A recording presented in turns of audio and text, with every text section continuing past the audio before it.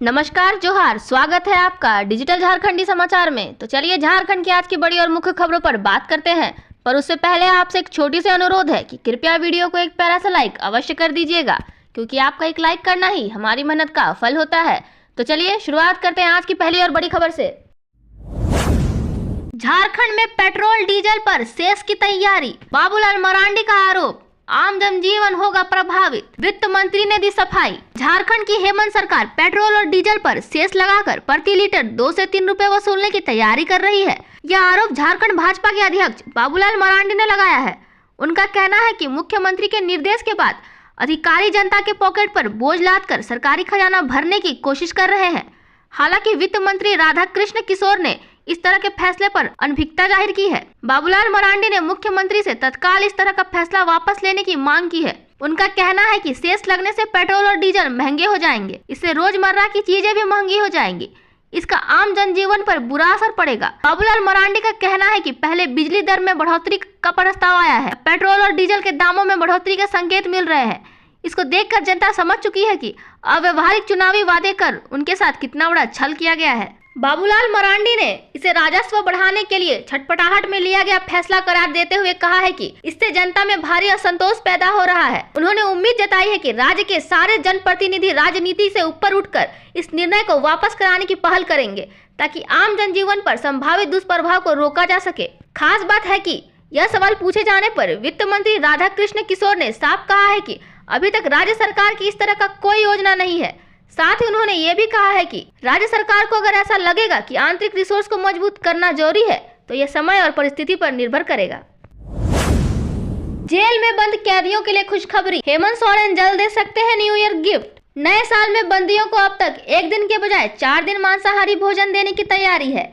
इसे लेकर कारा महानिरीक्षक ने एक प्रस्ताव विभागीय मंत्री की सहमति के लिए भेजा है। विभागीय मंत्री मुख्यमंत्री हेमंत सोरेन है। उनकी सहमति के बाद फाइल कैबिनेट में जाएगी, जहां से स्वीकृति के बाद इसे संबंधित संकल्प जारी होगा। नए प्रस्ताव में बंदियों को पर्याप्त मात्रा में प्रोटीन दिए जाने का जिक्र है। वर्तमान में वर्ष 2012 के डाइट चार्ट के अनुसार बंदियों को भोजन दिया जा रहा है। इसके तहत मांसाहारी बंदी को सप्ताह में 1 दिन 100 ग्राम प्रति बंदी खस्सी का मीट दिया जाता था। राज्य सरकार को भेजे गए नए प्रस्ताव में खस्सी का मीट नहीं दिया जाएगा।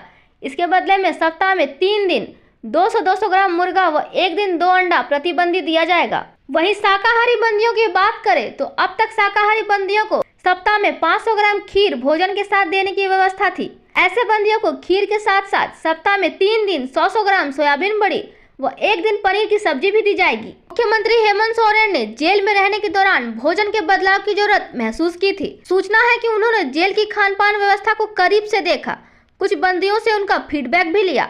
जेल से बाहर आने के बाद उन्होंने अधिकारियों से जेल में खान पान में सुधार को लेकर ठोस योजना बनाना संबंधित दिशा निर्देश दिया था। चलिए बात करते हैं एक और बड़ी खबर के बारे में, जो कि झारखंड से आ रही है। 56 लाख महिलाओं को न्यू ईयर गिफ्ट देंगे हेमंत सोरेन, खाते में भेजे जाएंगे 2500 रुपए। नए वर्ष के आगमन से पहले 28 दिसंबर को झारखंड के लगभग 56 लाख महिलाओं को बड़ा तोहफा मिलने वाला है। इस दिन मुख्यमंत्री मैया सम्मान योजना की बढ़ी हुई राशि 2500 रुपए उनके बैंक खाते में जाएगी।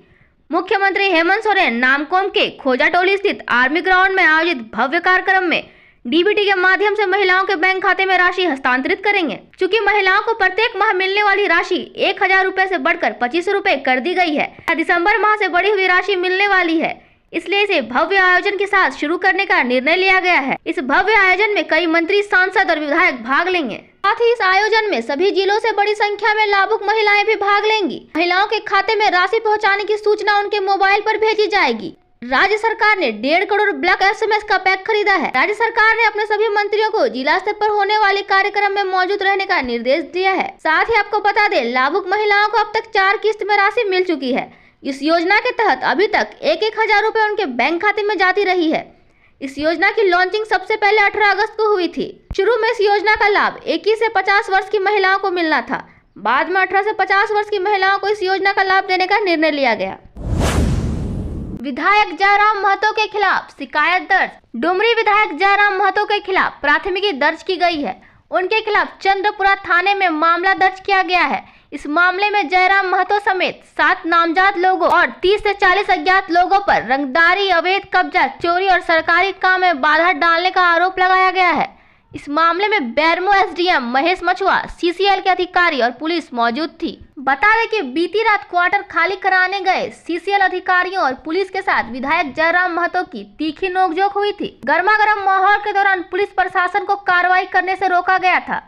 सीसीएल ने ढोरी क्षेत्र के माध्यम से मकौली स्थित उक्त क्वार्टर को अपने प्रशिक्षुओं को आवंटित किया था, जिसके बाद जयराम महतो के समर्थकों ने उन प्रशिक्षुओं को जबरन कमरे से बाहर निकाल दिया और पूरे क्वार्टर पर कब्जा कर लिया। कब्जे की जानकारी मिलने पर सीसीएल के आदेश के बाद सीसीएल के अधिकारी बेरमो थाना, नवाड़ी थाना, गांधीनगर थाना और चंद्रपुरा थाना बल के साथ पहुंचे, क्वार्टर को कब्जे से मुक्त कराने का प्रयास किया। इस दौरान रात 2 बजे डुमरी विधायक जयराम महतो पहुंचे।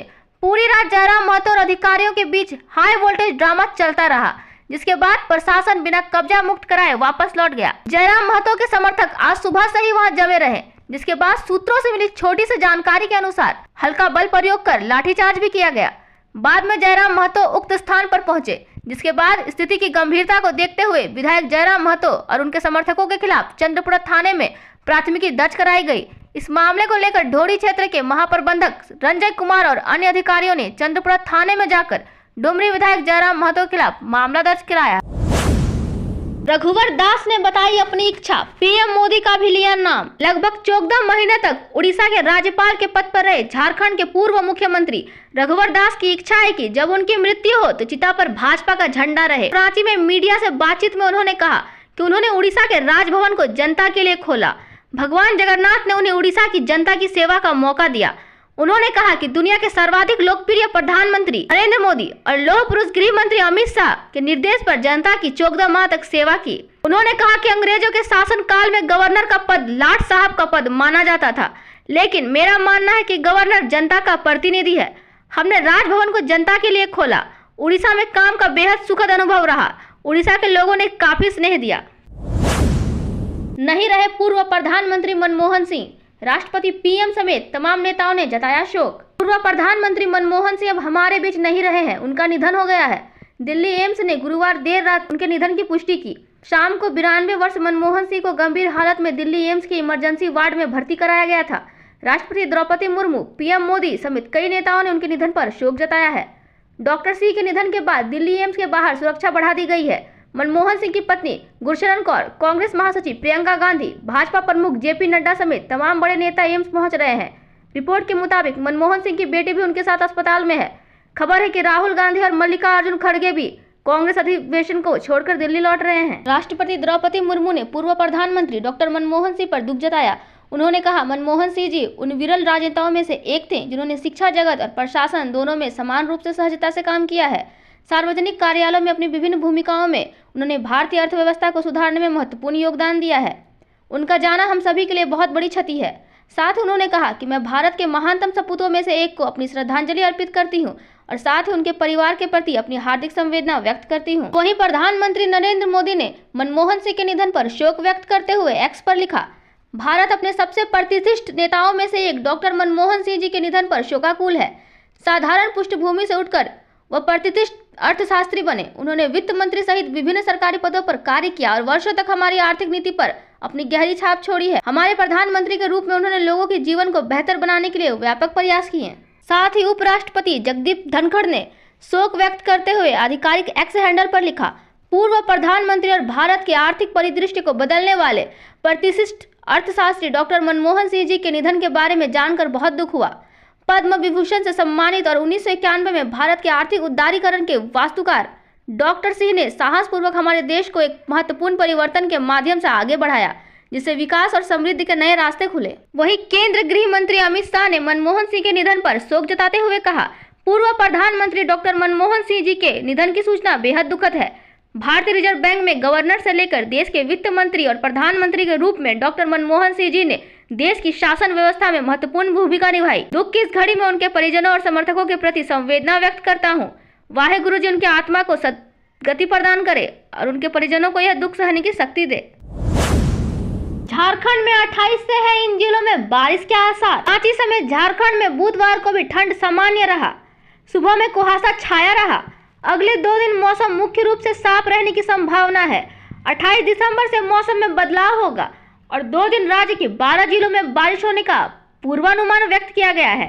राज्य में 30 के बाद मौसम साफ होने की संभावना व्यक्त की जा रही है। मौसम विभाग के अनुसार पश्चिमी विक्षोभ के कारण 28 दिसंबर को गढ़वा, पलामू, चतरा, कोडरमा, गिरिडीह, हजारीबाग, लातेहार, लोहरदगा, गुमला और सिमडेगा जैसे जिलों में बारिश होगी, जबकि 29 दिसंबर को पश्चिमी सिंहभूम, खूंटी, सिमडेगा और गुमला आदि जिलों में बारिश हो सकती है। इन 2 दिनों के दौरान रांची और आसपास के जिलों में भी बादल छाए रह सकते हैं और कहीं कहीं छिटपुट बारिश भी हो सकती है। मौसम विभाग के अनुसार मौसम साफ होने के बाद ठंड बढ़ने की संभावना है। मौसम विभाग के अनुसार पिछले 24 घंटे के दौरान राज्य में गुमला और हजारीबाग को छोड़कर अधिकांश जिलों का न्यूनतम तापमान 10 डिग्री से अधिक रहा। सुबह के दौरान हल्के कुहासे छाए रहे। रांची और आसपास के जिलों में हल्के बादल छाए रहे। रांची का न्यूनतम तापमान 11.5 डिग्री सेल्सियस रहा। वहीं सबसे ज्यादा न्यूनतम तापमान पश्चिम सिंहभूम का 14.8 डिग्री सेल्सियस दर्ज किया गया है, जबकि न्यूनतम तापमान सबसे कम गुमला में दर्ज किया गया है। यहाँ न्यूनतम तापमान 6.8 डिग्री सेल्सियस रहा।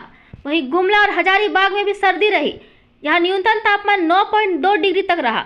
मौसम विभाग के अनुसार पश्चिमी विक्षोभ का असर झारखंड को भी प्रभावित करेगा।